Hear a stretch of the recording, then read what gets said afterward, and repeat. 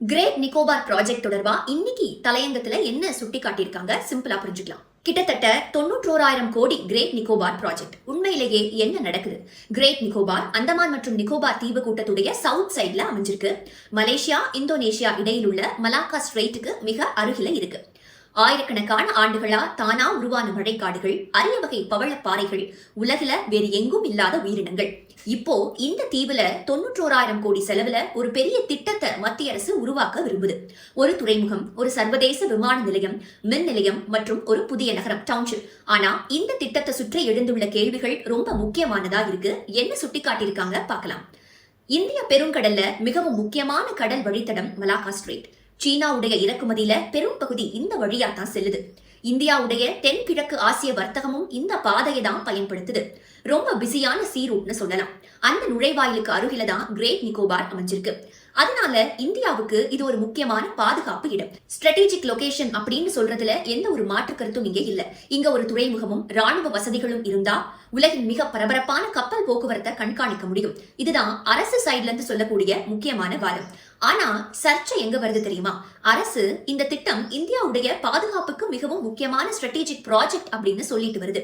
ஆனா 2024 நிதி அமைச்சகத்தின் கீழே செயல்படும் ஒரு அரசு குழு இந்த திட்டத்தை ஆய்வு செஞ்ச போது துறைமுகத்திற்கு தெளிவான ஸ்ட்ராட்டஜிக் நோக்கம் இல்லைன்னு குறிப்பிட்டதா ஒரு தகவல் வெளியாச்சு. கன்ஃபார்ம் பண்ண முடியல. அதே நேரத்துல இன்னொரு அரசு குழு இந்த திட்டத்திற்கு அப்ராக்சிமேட்டா 12,000 கோடி மானியம் வழங்கவும் மறுத்தது. இந்த ரெண்டு செய்தியையும் கன்ஃபார்ம் பண்ண முடியலனாலும் இந்த திட்டம் வணிக ரீதியா லாபகரமா இயங்குமா அப்படின்ற ஒரு சந்தேகம் இருந்ததா சொல்லப்பட்டது. இதுலதான் விமர்சகர்கள் ஒரு முக்கியமான கேள்வியை எழுப்புறாங்க. இந்த திட்டம் உண்மையிலேயே ஒரு வணிக திட்டம் அப்படின்னா அது லாபகரமா இருக்கும் அப்படின்றத நிரூபிக்க வேண்டாமான்னு கேக்குறாங்க. அப்படி முழுக்க பாதுகாப்பான திட்டம்னா அதை நேரடியா ஒரு பாதுகாப்பு முதலீடாவே ஏன் விளக்க கூடாதுன்னு அவங்க சொல்றாங்க.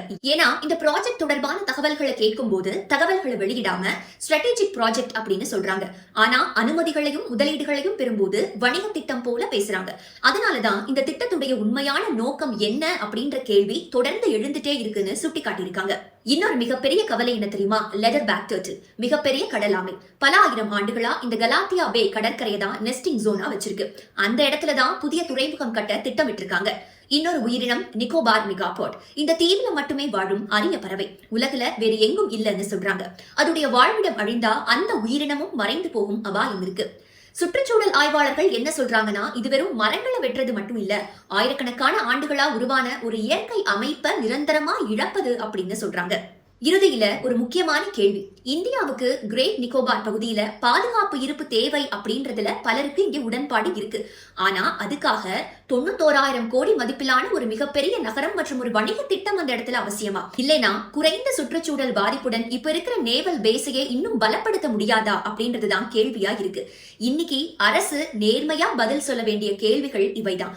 உங்க கமெண்ட்ஸ் என்ன பதிவு பண்ணுங்க. தேங்க்ஸ் ஃபார் வாட்சிங்.